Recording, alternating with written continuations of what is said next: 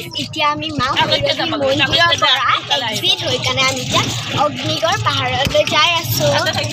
এয়া বাহত অগ্নিগড় পাহাৰ, সেয়া উৰ্মিলা আইতা, এইফালে মই, এইফালে আইতা আৰু এইফালে মা।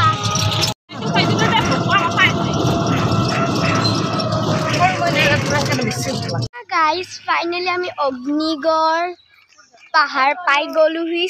চাওকচোন কিমান ওখ আছে গাইজ, দেখি মোৰ মূৰে ঘূৰাই গৈছে। এইখন গেট, তাতে আপোনালোকৰ টিকেট কাটিব লাগে। ইয়াতে আমি চানাচুৰ লৈ ললো ইয়াৰ পৰা। তো গাইজ এতিয়া আইচক্ৰীম খাম।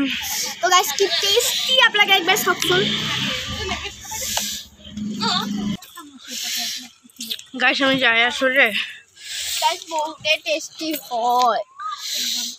সো গাইজ এয়া অগ্নিগড় পাহাৰ, আমি টিকেট কাটিলো, লগতে আইচক্ৰীম চানাচুৰ সেইবোৰ খাই কেনে ওপৰৰ ফালে আগবাঢ়ি গ'লো। আৰু গাইজ কিমান চিৰি, বহুত ওখত আছে অগ্নিগড় পাহাৰৰ ওপৰত। সো গাইজ খোজকাঢ়ি খোজকাঢ়ি ভৰি বিষাই গৈছে আৰু আমি ৰৈ ৰৈহে গাইজ খোজকাঢ়ি আছো দেই। সেয়া ভাগৰুৱা মুখ। আৰু গাইজ স্কুলৰো কিছুমান ষ্টুডেণ্টছ আহিছে ইয়াতে চাবলৈ। অকণমান পাৰ্কৰ নিচিনা এৰিয়া আছে।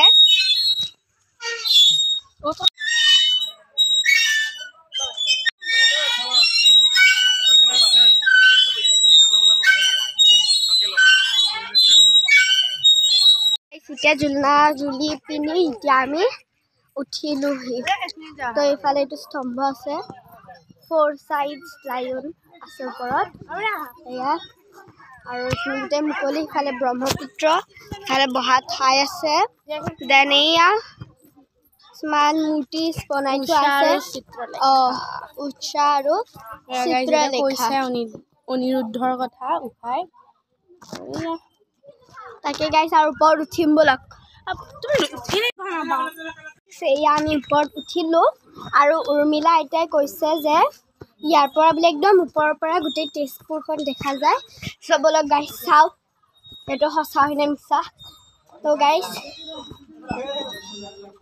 এয়া ওপৰৰ পৰা চাওকচোন গোটেই ব্ৰহ্মপুত্ৰখন আৰু চাই। গাইছ আৰু ওপৰত আছে, তাতো যাম ইয়াৰ পৰাই গাইছ। হাই গাইজ, পুৰা ভাল লাগিছে। আৰু এয়া আইতা আহি আছে। তো গাইছ পুৰা ব্ৰহ্মপুত্ৰ দেখাই দিয়া তলত এয়া স্তম্ভটো। আৰু বেলেগ আৰু ওপৰত যাম আমি।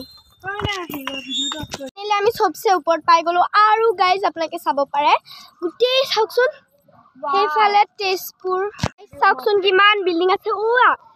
ৱাও গাইজ, উৰ্মিলা আইতাই কোৱা কথাবিলাক একদমেই সঁচা হয়। চাওকচোন গাইজ, আৰু ইফালেও আছে ব্ৰহ্মপুত্ৰৰ গোটেই 4টা মানে আমি যে গাইজ যে নুমিছিলো, মনত আছে? আপোনালোকে বাৰু ভাবিছিল নেকি যে আমি এনেকৈ দেখা পাম বুলি? কিন্তু গাইজ চাওকচোন কি ধুনীয়াকৈ একদম স্পষ্টভাৱে দেখা যায়। তো ইয়া বিল্ডিংছবিলাক একদম ধুনীয়াকৈ দেখা যায়। সৌফালে আৰু বিল্ডিংছ আছে, কিন্তু গাইজ এই গছজোপাৰ কাৰণে দেখিব নোৱাৰিলে বাৰু। সৌৱা দেখিছেনে গছৰ মাজেদি? সেইবিলাক পুৰা তলতো আছে। আপোনালোকে এনেকৈ তলত সেয়া ষ্টুডেণ্টছবোৰ, আমি তলত আছিলোঁ।